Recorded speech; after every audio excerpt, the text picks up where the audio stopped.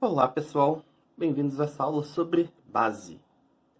Eu vou começar definindo o que é uma base. Então, se a gente tem um espaço vetorial V e um conjunto de vetores nesse espaço vetorial, ele é uma base de V se acontecerem duas coisas. A primeira é que esse conjunto é LI e a segunda é que esse conjunto gera o espaço V. E reparem que essas duas condições, essa primeira, ela diz que o conjunto ele é pequeno. Ela, de certa forma, vai querer dizer que não tem aqui vetores sobrando. E a segunda diz que esse conjunto de vetores que a gente está pegando, ele é grande o suficiente para gerar V. Então, uma base ela vai ter que ter um tamanho, que a gente vai ver daqui a pouco, exato. Porque ela tem que ser grande o suficiente para gerar o espaço V e vai ter que ser pequena o suficiente para que esse conjunto não seja LD, para que ele seja LI. Eu vou apresentar agora alguns exemplos. O primeiro é esse aqui que a gente chama de base canônica de R3. Certo? Os vetores 1, 0, 0, 0, 1, 0, 0, 0, 1. Esses três vetores eles são LI. E se a gente quiser escrever um vetor qualquer, ABC, por exemplo, basta a gente pegar A vezes o primeiro, mais B vezes o segundo, mais C vezes o terceiro. Então, esse conjunto gera o R3 todo e, portanto, gera ILI, é uma base. E aqui agora um outro exemplo. Em R3 também, esse conjunto aqui, o 1, 0, 0, 1, 1, 0 e 1, 1, 1, ele é uma base também. Bom, esses três vetores eles vão ser ali e eles vão gerar o R3 todo. Eu não vou mostrar isso, mas eu quero chamar a atenção de que a base para o espaço vetorial não é única. Um espaço vetorial, ele vai possuir, quando ele possuir base, ele vai possuir mais de uma base. E agora a gente tem esse primeiro teoreminha aqui, que diz o seguinte: se a gente tem um conjunto de vetores não nulos que geram um espaço vetorial V, então, a partir desses vetores aqui, a gente consegue extrair uma base, a gente consegue eliminar alguns desses vetores, de forma que o que sobra é uma base. Certo? Então, um conjunto que gera, se ele for pequeno o suficiente, né, se a gente cortar a gordura dele, a gente vai chegar numa base de V. Então, para ser base, ele precisa gerar e ser LI. Então, para demonstrar isso daqui, a gente vai fazer o seguinte. A gente, primeiro, olha se esses vetores são base. Então, primeiro a gente olha se eles são base, né? Então, se eles forem LI, então acabou, não tem o que fazer. Eles são base. E pronto. Mas se eles não forem LI, se eles forem LD, então, se forem LD, o que vai acontecer? A gente viu, acho que na aula passada, que se um conjunto de vetores é LD, tem um deles, pelo menos um, que pode ser escrito como combinação linear dos outros. Então, aqui a gente vai supor, sem perda de generalidade, que o Vn é combinação linear dos outros. Então, o Vn vai ser A1, V1, mais A2, V2, até AN-1, Vn-1. E aí o que acontece? Se o Vn é combinação linear desses, qualquer combinação linear dos outros, a gente vai poder escrever como combinação linear só até o Vn-1, porque uma combinação linear de todos, que seria, por exemplo, B1, V1, mais B2, V2, até Bn, Vn, isso daqui a gente pode pegar até o Vn-1 e Bn, Vn a gente troca por Bn, A1, Bn vezes esse lado aqui, Bn, A1, V1, mais Bn, A2, V2 e assim por diante. E aí isso aqui vai acabar virando o seguinte. Então, eu vou ter aqui, né, B1, V1 mais B2, V2, etc. Só que eu vou ter também, multiplicando V1, Bn, A1. Então, vai ser isso aqui tudo vezes V1. E aí o que vai estar multiplicando o V2 vai ser esse B2 mais BnA2. e assim por diante.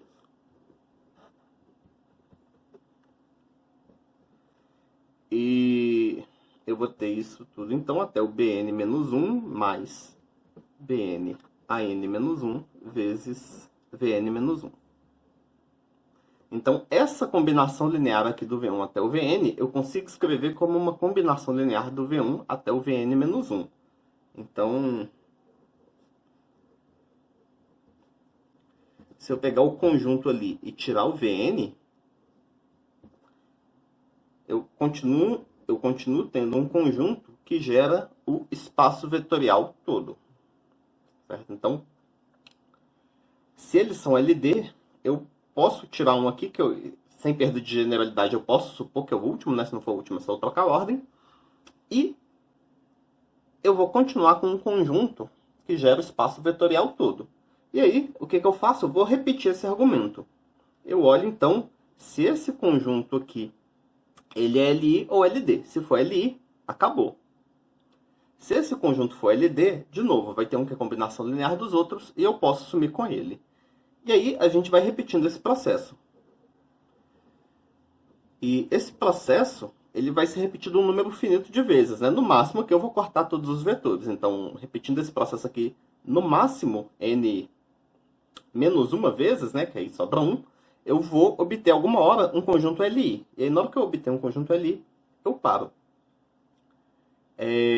Então, fazendo isso, eu vou obter um conjunto que gera V e que é LI.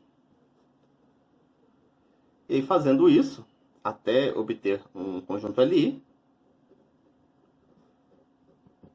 a gente obtém uma base de V.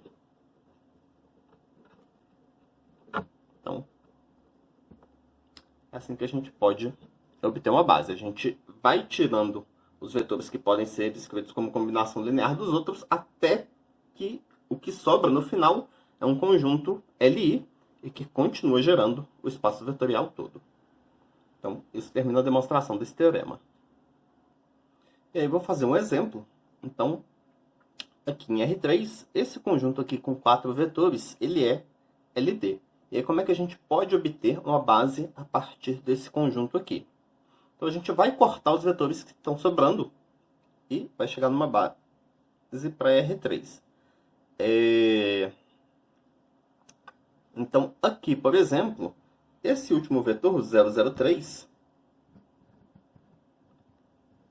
ele é igual a esse vetor menos esse vetor. Então, ele é 1, 2, 3 menos 1, 2, 0. E aí, uma vez que ele é combinação linear dos outros, o conjunto de todas as combinações lineares dos 3 primeiros ou de todos os 4 é a mesma coisa, certo? Qualquer combinação linear desses 4 aqui, eu posso trocar onde aparece o 003 por 1, 2, 3 menos 1, 2, 0 e eu consigo reescrever isso como uma combinação linear só desses 3. E aí, portanto, a gente pode sumir com esse cara. Então, o conjunto gerado pelos 4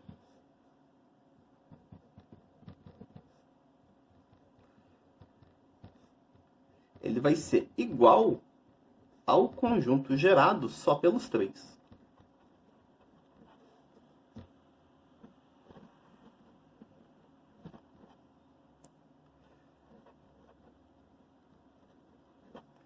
E como esse daqui era o R3, isso aqui também vai ser o R3. E aí, esse conjunto aqui, ele gera o R3 e esses 3 aqui a gente pode verificar. Eu não vou fazer as contas aqui agora, mas é possível verificar que esses 3 vetores aqui são LI. Então, como esse conjunto aqui é LI, ele vai ser base de R3. Então, como isso aqui.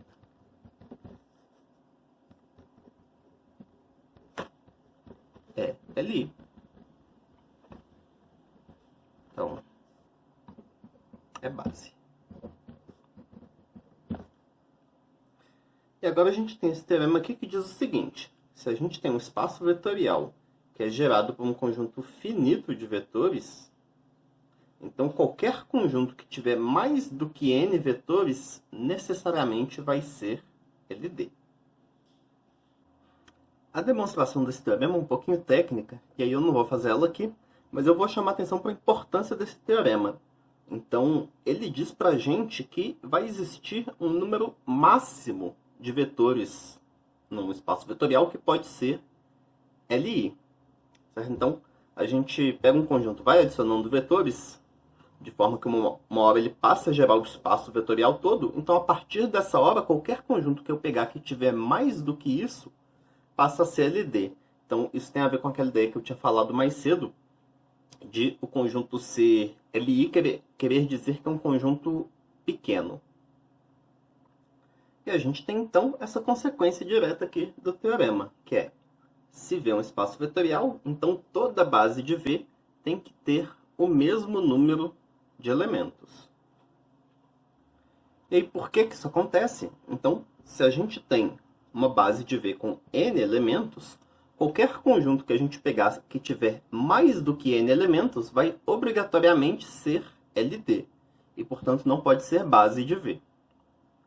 E, por outro lado, a gente também não pode ter uma base menor, porque se a gente tivesse uma base com menos de N elementos, isso faria com que a nossa base, pelo teorema anterior, fosse LD, o que não pode acontecer, né? Para ser base, tem que ser Li.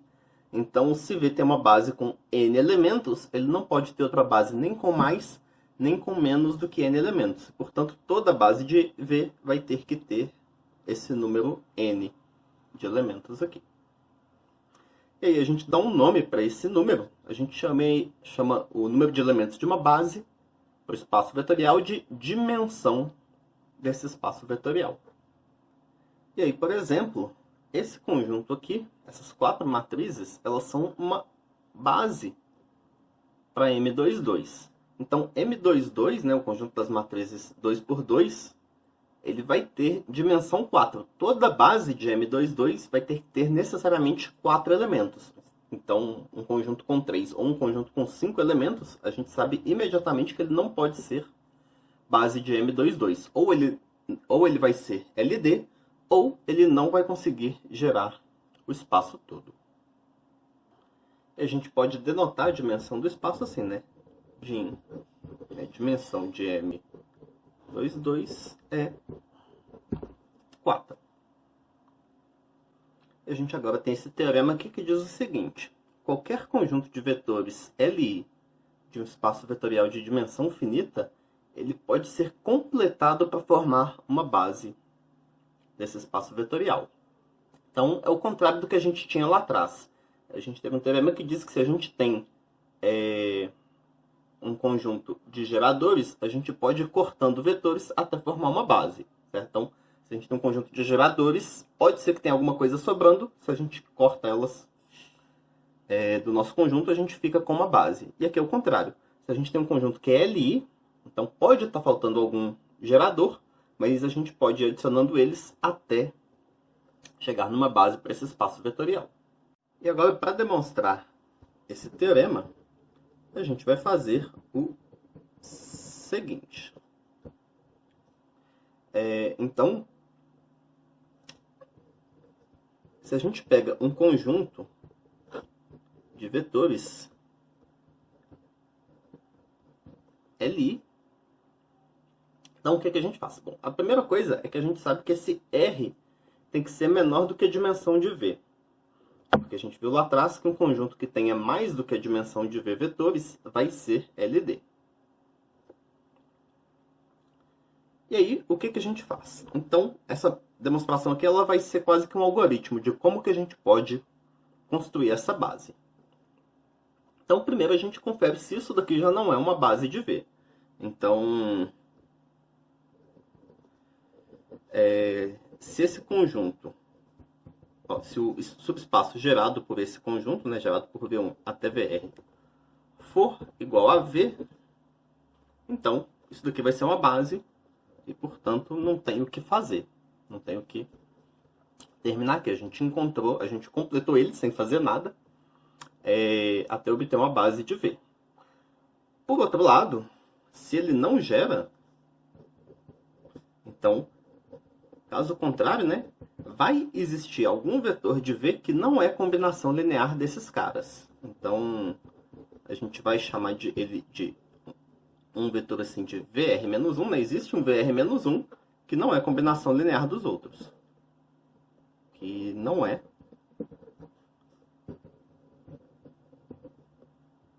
combinação linear de V1 até VR.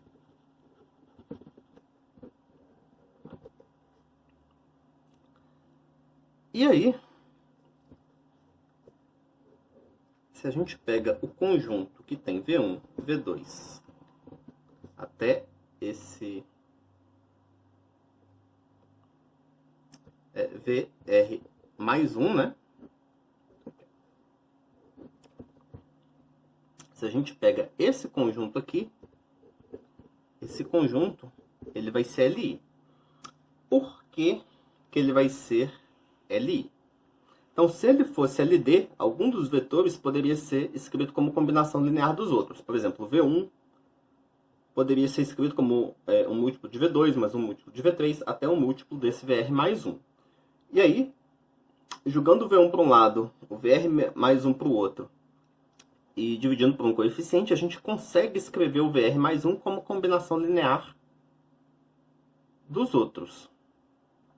E assim a gente consegue, então, mostrar que esse conjunto ele é, de fato, LI.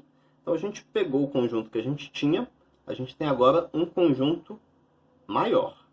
E aí, o que a gente faz? A gente repete o processo.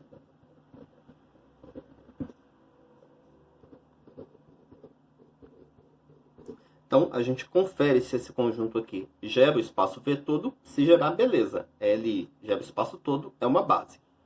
Se não gerar, a gente encontra um outro vetor que não é gerado por esses e coloca ele dentro do conjunto. Então, a gente está crescendo o nosso conjunto. E esse processo, alguma hora, ele tem que parar. Porque a gente já viu que um conjunto LI, ele vai ter no máximo a dimensão de V vetor. Ó, um conjunto para ser LI, ele tem que ter no máximo a dimensão de V vetores. Então, no máximo n-r passos que a gente fizer, né? Se a gente adicionar aqui até chegar no máximo em n vetores, a gente vai ter que encontrar um conjunto que ainda vai estar gerando V e que é LI. Portanto, a gente vai ter, assim, uma base para V. Então, isso termina a demonstração. E aí, como consequência direta desse teorema, a gente tem isso daqui. Se a gente tem um espaço vetorial de dimensão n, então qualquer conjunto que a gente pegar com esse número n de vetores LI, ele vai ser uma base. Porque pelo teorema anterior, a gente pode completar até formar uma base, mas para a gente completar, a gente não pode adicionar nenhum vetor. Porque se a gente adicionar um vetor, a gente já vai ter mais de n vetores, e aí esse conjunto seria LD. Então, qualquer conjunto que tenha exatamente n vetores, né, que é a dimensão do espaço, e seja LI, vai ser uma base de V. E aí a gente já viu, por exemplo, que em M22 a gente tem uma base com 4 elementos. E aí qualquer subconjunto de 4 elementos que a gente pega em M22 que seja LI, vai ser uma base para ele. Certo? A gente não precisa nem fazer as contas para descobrir se gera ou não, porque com certeza, por esse corolário, ele vai gerar o espaço todo. E agora a gente tem esse teorema que relaciona a dimensão dos subespaços com a dimensão do espaço vetorial. Então, se a gente tem V, um espaço vetorial de dimensão finita, e dois subespaços dele, U e W, então a dimensão dos subespaços tem que ser menor do que a dimensão do espaço, certo? A dimensão de U tem que ser menor ou igual que a dimensão de V. É a mesma coisa aqui para W. E a gente pode calcular a dimensão do espaço soma usando isso daqui, né? Vai ser a dimensão de um mais a dimensão do outro, menos a dimensão da interseção. Então, primeiro, por que a dimensão do subespaço tem que ser menor ou igual que a dimensão do espaço todo? Porque um conjunto, aqui, para ser base de U, ele tem que ser LI. E para ele ser LI, ele não pode ser maior do que uma base para V. Por isso que a gente tem essa restrição aqui da dimensão. E para demonstrar essa relação aqui para dimensão da soma, eu não vou fazer a demonstração aqui, mas a ideia dela é que para construir uma base do espaço soma, basta a gente pegar uma base de U e unir com uma base de W. E aí, esse conjunto, ele não necessariamente vai ser uma base de U mais W, mas ele vai gerar o espaço todo. E para descobrir uma base para o espaço soma, basta a gente descobrir quais vetores que a gente tem que cortar. E a quantidade de vetores que a gente vai ter que tirar de lá vai estar relacionada com a dimensão da interseção. E o nosso último teorema da aula de hoje é o seguinte.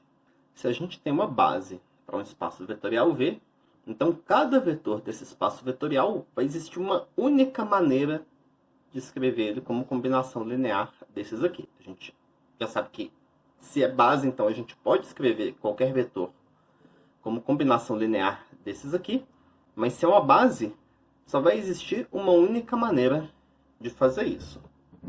E aí, para demonstrar isso, a gente vai fazer o seguinte. A gente pega um vetor V aqui em V, certo? A gente pega qualquer vetor no espaço vetorial e escreve ele como combinação linear desses elementos dessa base de duas formas aqui. E aí, para a gente demonstrar essa afirmação, basta a gente mostrar que essas duas formas têm que ser iguais. E aí, o que acontece? Se a gente subtrai essas duas igualdades, do lado esquerdo a gente fica com o vetor nulo, e do lado direito a gente vai ter uma combinação linear. Certo? Então, aqui a parte do V1 vai ser A1 menos B1. A parte do V2 vai ser A2 menos B2 e assim por diante. Então, a gente vai ter essa combinação linear aqui de V1 até Vn, que dá o vetor nulo. E, como isso daqui é uma base, eles são Li. A única combinação linear deles que pode dar o vetor nulo é a combinação trivial. Então, a gente conclui que cada um desses coeficientes tem que ser zero. Então, o A1 tem que ser igual ao B1, o A2 tem que ser igual ao B2, e assim por diante. Então, na verdade, essas duas formas aqui, essas duas combinações lineares aqui, elas, na verdade, são a mesma combinação linear, certo? Todos os coeficientes aqui, eles têm que ser iguais. E, portanto, então, para uma base só tem um jeito de escrever cada vetor como combinação linear dos elementos da base. E aí, esse teorema, ele leva a gente a fazer a seguinte definição.